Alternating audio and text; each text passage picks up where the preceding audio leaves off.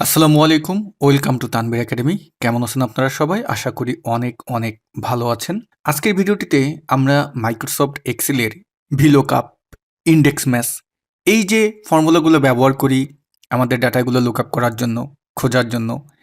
তো এই ফর্মুলাগুলোর কথা আজকে থেকে ভুলে যাবেন। আজকে যে ফর্মুলাটির ব্যবহার দেখাবো এটার মাধ্যমে এখন থেকে এই কাজগুলো করবেন। এই ফর্মুলাটি কি আউটপুট দেয় এটা আপনি ভিলুকআপ, ইনডেক্স ম্যাথস দিয়েও করতে পারবেন। তা আমরা এটা অন্য একটা ফর্মুলা দিয়ে করব। দেখুন এখানে আমার বড় একটি ডাটাবেজ আছে, যেই ডাটাবেজের ভিতরে আমার যা যা তথ্য দরকার সেগুলো সব আছে। উপরে আমাকে একটি সামারি তৈরি করতে হয়েছে যেখানে ফুল নাম দিয়ে আমার এই জায়গাটায় যখন যেটা দরকার আমি তখন সেটা লিখব এবং আমার এখানে সেই আউটপুটটা অটোমেটিক দিবে এই ডাটাবেজ অনুপাতে। আমরা যদি এখানে একজনের নামটা দিই, ধরুন আমি এই নামটি দিলাম, দেখুন আমার কিন্তু পরিবর্তন চলে আসলো। আচ্ছা, আপনি যেই নামই দিবেন সেটা কিন্তু এখানে আসতেছে। ওকে, এখন এই স্যালারির জায়গায় আমি যদি দেখতে চাই বোনাস, আমি স্যালারির জায়গায় বোনাসটা লিখে দিলাম, বিএনইউএস বোনাস লিখে দিলাম। দেখুন তার বোনাসটা উঠে গেল। এখানে যদি আমি লিখে দিই ডিপার্টমেন্ট,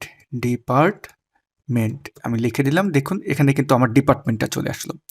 অর্থাৎ এটা ফুল ডাইনামিক। এবং এই যে বিষয়টা, এটা আপনারা অনেকেই বলবেন ভাইয়া ভিলুকআপ, ইনডেক্স ম্যাথস এগুলো দিয়ে করা যাবে। এটা একটু বুঝতে অনেকের কষ্ট হয়, কিন্তু আজকে আমরা ডিগেট নামে একটা ফর্মুলা আছে, এটার ব্যবহার দেখব। এটার মাধ্যমে খুব খুব সহজে আপনি এই কাজটি করে ফেলতে পারবেন। তো ডিয়ার ভিউয়ার্স, এটা খুবই একটা পাওয়ারফুল ফর্মুলা, আমরা শিখবো এটা আজকে।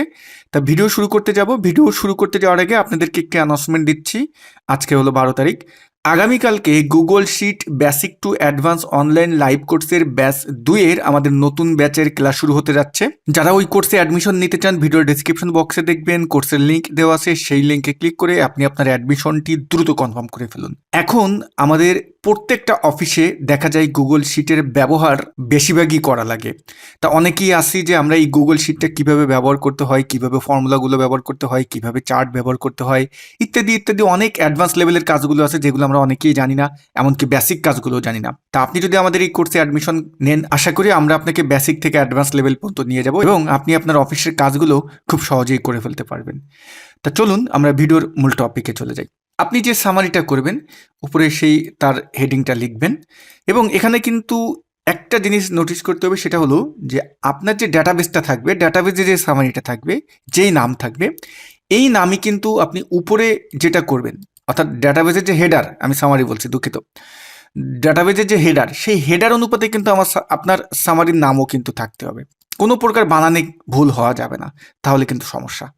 যারা ইনডেক্স ম্যাথস ব্যবহার করেন তারাও জানেন যে বানান কোনো প্রকার ভুল হওয়া যাবে না, ঠিকঠাক রাখতে হবে। ওকে, তা আমার যেই ক্রাইটেরিয়া থাকবে, যেটা দিয়ে আমি লুকআপ করব, যেটা দিয়ে আমি খুঁজবো, সেটা এখানে আমি তৈরি করেছি ড্রপডাউন দিয়ে। আমি এই নামগুলোর ড্রপডাউন তৈরি করছি, দেখুন এখানে ড্রপডাউন আছে। এখানে বসে আমি যদি খুঁজি খুব সহজেই কিন্তু বের করে ফেলতে পারবো। তা ড্রপডাউন কীভাবে তৈরি করে আশা করি আপনারা জানেন, এখানে আর আমি সময় অপচয় করতেছি না। আমরা এখন ডিপার্টমেন্ট, অর্থাৎ ডিপার্টমেন্টটা আমরা এখানে যেটাই চাই এখানে ফর্মুলা ব্যবহার করব। মূল আমার বিষয় হলো এটা, ঠিক আছে। আর এখানে আসলাম, ইকুয়াল টু সাইনকে কল করলাম ডিগেট, দেখুন চলে আসছে। ডিগেটকে কল করলাম। আমার ফর্মুলা সিনট্যাক্সটা কি বলতেছে, ডাটাবেস। ডাটাবেস কোনটা আমরা তো জানি যে এটা হলো আমার ডাটাবেস। তাহলে আমি ডাটাবেসের প্রথমটা সিলেক্ট করলাম, control shift right arrow, control shift down arrow, আমি পুরো ডাটাবেসটা সিলেক্ট করে নিলাম। কন্ট্রোল ব্যাক স্পেস দিয়ে আবার ফর্মুলার ওখানে চলে আসলাম, কমা দিলাম। এখন বলতেছে ফিল্ড, অর্থাৎ এই ডাটাবেস থেকে তুমি কি চাচ্ছ, কোন ফিল্ডটার আউটপুট চাচ্ছ। আমি চাচ্ছি হলো এই যে ডিপার্টমেন্ট আমি এখানে সিলেক্ট করছি, এখানে ডিপার্টমেন্ট আছে এই জন্য।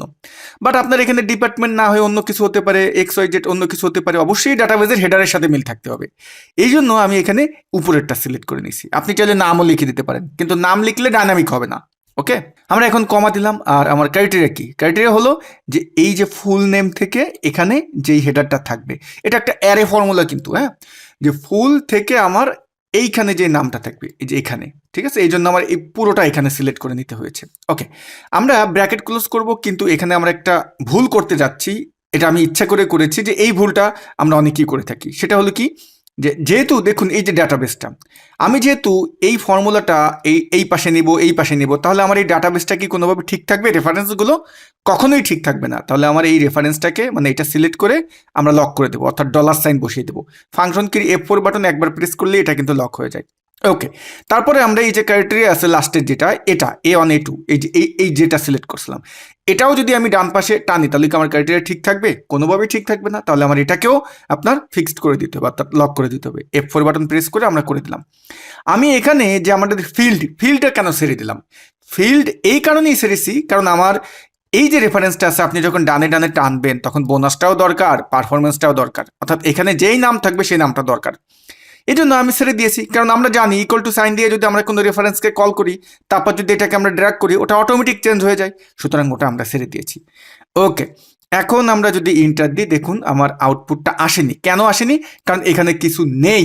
তাহলে আমরা এখানে যাই, এখানে গিয়ে একটা নাম দিয়ে দিই, দেখুন চলে এসেছে। এবার এই ফর্মুলাটাকে আমরা ডান পাশে টেনে দিই, কি চলে এসেছে? খুব সহজেই কিন্তু এটা আমরা পেয়ে গেলাম। এখন আপনি এই ডিপার্টমেন্টের জায়গায় যদি আমরা লিখি যে টোটাল জব ইয়ার্স লিখি, দেখুন সেটাই চলে আসলো। বোনাসের জায়গায় যদি এখন আমরা স্যালারি লিখি, SALARY স্যালারি লিখলাম, স্যালারির আউটপুট আসলো। পারফরমেন্সের জায়গায় যদি আমরা এখন ডিপার্টমেন্ট লিখি, আমি এটাকে কপি করে জাস্ট এখানে পেস্ট করে দিলাম, দেখুন ডিপার্টমেন্ট চলে আসলো। এখানে আপনি এখন নাম চেঞ্জ করে দেন, যেই নাম দেন সেই নামেরই কিন্তু আউটপুট দেখতে পাবেন। ওকে, এখন এখানে যদি আমার কিছু না থাকে তাহলে দেখা যাচ্ছে যে এখানে আমার নাম এরর চলে আসতেছে। তো এই এররটা আপনি কিভাবে বন্ধ করবেন? এজন্য এই যে ফর্মুলা আছে, ফর্মুলার একদম একদম প্রথমে আসবেন ইকুয়াল টুর পরে, যেখানে ওখানে এসে ইফ এররকে কল করবেন। যদি এরর হয় তাহলে আমরা এই লাস্টে এসে কমা দিয়ে ভ্যালু ইফ এরর আপনি কি চাচ্ছেন। যদি এরর হয় তাহলে আমি চাচ্ছি ডাবল কোটেশন দিয়ে লিখবো যে ডাটা নট ফাউন্ড, বা আপনি এখানে দুইবার ডাবল কোটেশন দিলে এটা কিন্তু কি হয়, খালি থেকে যায়। আমরা ব্র্যাকেট ক্লোজ দিলাম, ইন্টার দিলাম। এখন এই ফর্মুলাটাকে আমরা ডানে ডানে টেনে দিই, দেখুন কিছু নাই, এই জন্য এখানেও কিছু নাই। এখানে যখন আপনি কিছু দিবেন তখনই কিন্তু সেটা আসবে, যেই নামটাই দিবেন। বিষয়টা খুবই দারুণ। এই কাজটা যদি আমরা ভিলুকআপ দিয়ে করতাম তাহলে তার ভিতরে ভিলুকআপ, ইন্ডেক্স ম্যাচ আমাকে ব্যবহার করতে হতো। পাশাপাশি ইন্ডেক্স ম্যাচ দিয়েও আপনি করতে পারতেন, কিন্তু সেটা ফর্মুলাটা অনেকটা কঠিন লাগতো অনেকের কাছে। এবং ইন্ডেক্স ম্যাচ এখনও যারা মাইক্রোসফট এক্সেল মোটামুটি জানেন, ইন্টারমিডিয়েট লেভেল পর্যন্তও জানেন, তাদের কাছেও কিন্তু ইন্ডেক্স ম্যাচ একটু কঠিন লাগে। তা এটা আমরা এই যে ডিগেট ফর্মুলা, এটার মাধ্যমে খুব সহজেই করে ফেলতে পারবো। তো ডিয়ার ভিউয়ার্স, এই ডিগেট ফর্মুলা কিন্তু পুরাতন ভার্সনগুলোতে পাবেন না, নতুন ভার্সনগুলোতে এই ফর্মুলাটা অ্যাভেলেবেল আছে। তো অনেকেই কমেন্টস করতে পারেন যে ভাই আমার ভার্সনে তো নাই, ডিগেট ফর্মুলা তো আমি পাচ্ছি না। তাদের আমি বলে দিই যে হয়তোবা আপনার ভার্সনে ডিগেট সাপোর্ট করতেছে না, এই জন্য আপনি পাচ্ছেন না। ওকে, এটা নিয়ে কমেন্টস করার কোনো প্রয়োজন নেই। তবে ভিডিও যদি ভালো লেগে থাকে তাহলে অবশ্যই কমেন্টস করবেন এবং লাইক দিতেও কিন্তু ভুলবেন না। আর যদি আপনি আমার চ্যানেলে নতুন হয়ে থাকেন, please hit the subscribe button. সবাই ভালো থাকবেন, আল্লাহ হাফেজ।